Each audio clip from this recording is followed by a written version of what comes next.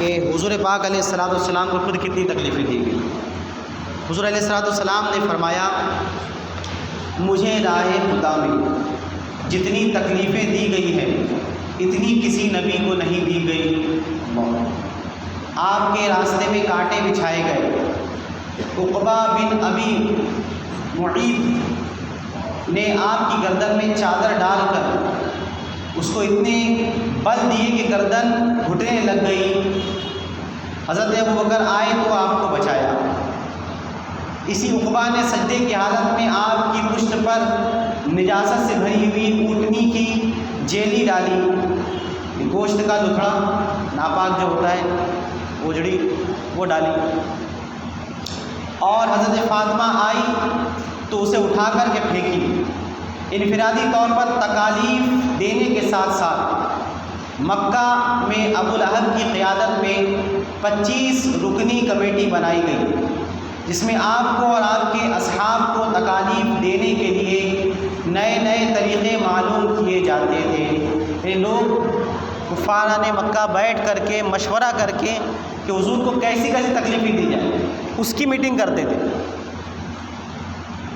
کیوں؟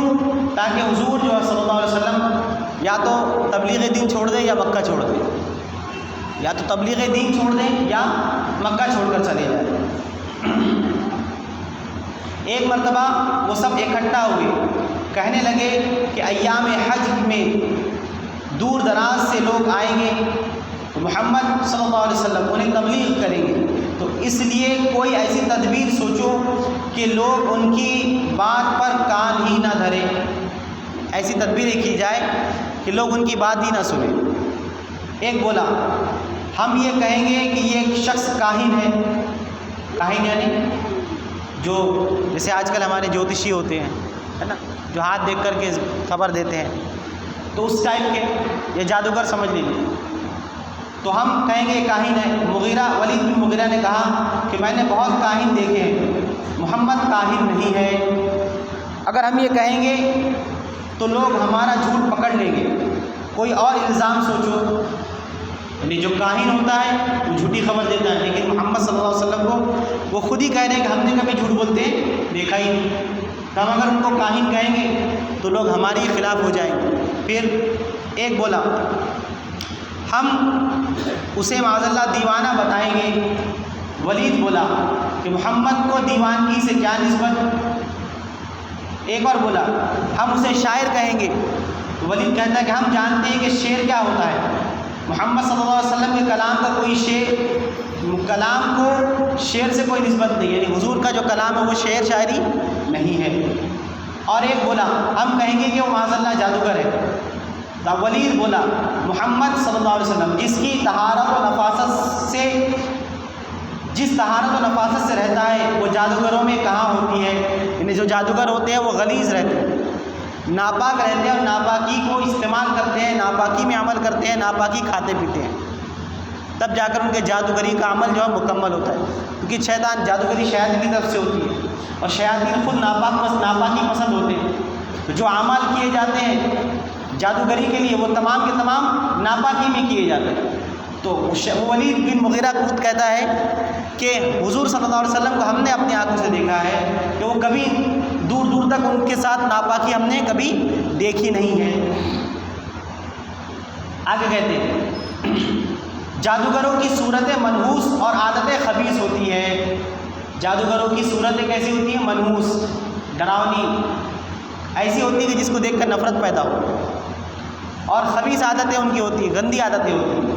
لیکن محمد صلی اللہ علیہ وسلم کی ہستی ایسی بے داغ تھی کہ ان پر الزام لگانے والے خود بھی مطمئن نہ ہوتے تھے، یہ الزام لگانے کی کوشش تو کرتے تھے لیکن آپ کی پاک سیرت کے 40 سال ان کی نگاہوں کے سامنے تھے، تو آپ کی پاک دامنی، طہارت، تقویٰ، نفاست، صدق گوئی، حق کلامی کی وجہ سے وہ آپ پر الزام نہیں لگا پاتے، کوشش ضرور کرتے تھے لیکن نہیں لگا پاتے، یعنی خود ان میں کے لوگ الزام لگانے کی کوشش کرتے ہیں اور خود انہی کے لوگ ان کی باتوں کو کاٹ دیتے ہیں۔ نہیں، حضور پر یہ الزام نہیں لگایا جا سکتا، یہ الزام نہیں لگایا جا سکتا، یہ نہ تم جادوگر کہہ سکتے ہو، نہ تم شاعر کہہ سکتے ہو، نہ تم کاہن کہہ سکتے ہو، نہ ہی تم کسی اور طریقے سے ان پر الزام تراشی کر سکتے ہو۔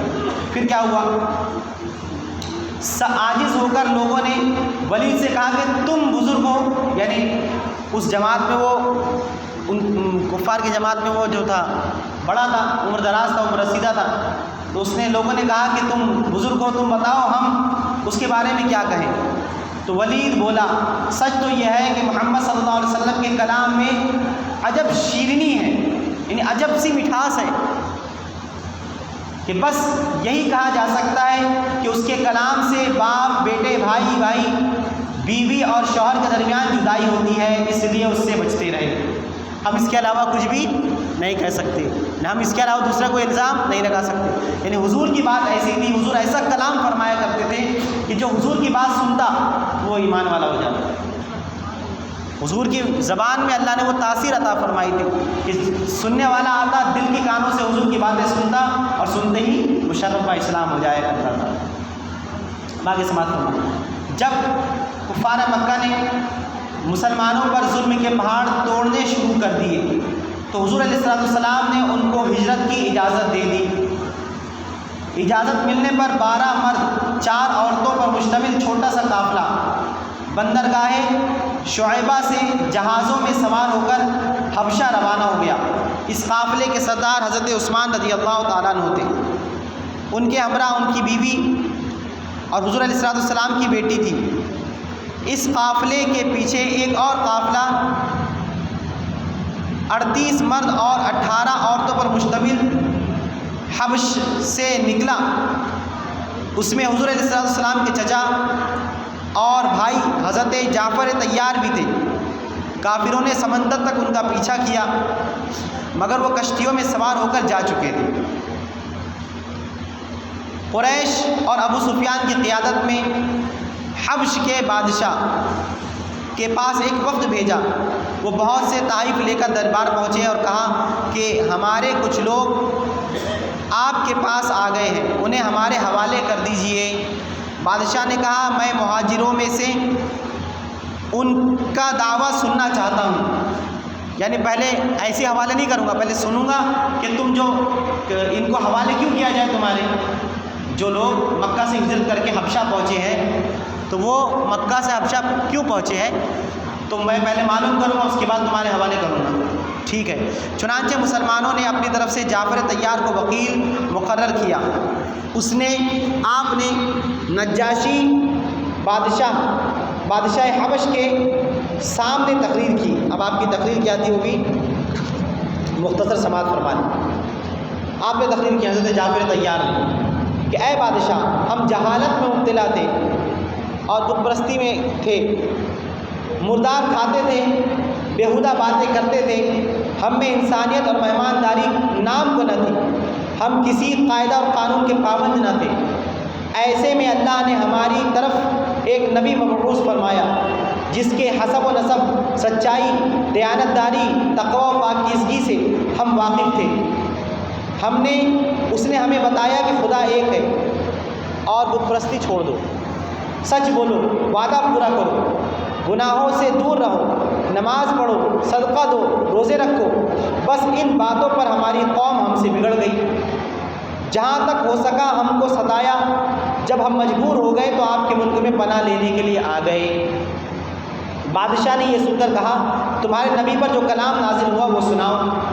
حضرت جعفر طیار نے سورہ مریم سنائی۔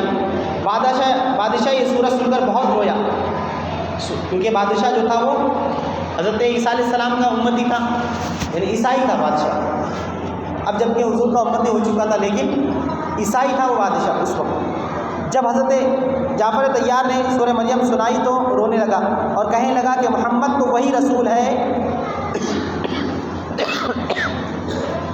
جن کی خبر حضرت یسوع مسیح یعنی عیسیٰ علیہ السلام نے دی تھی۔ اللہ کا شکر ہے مجھے اس رسول کا زمانہ مل گیا۔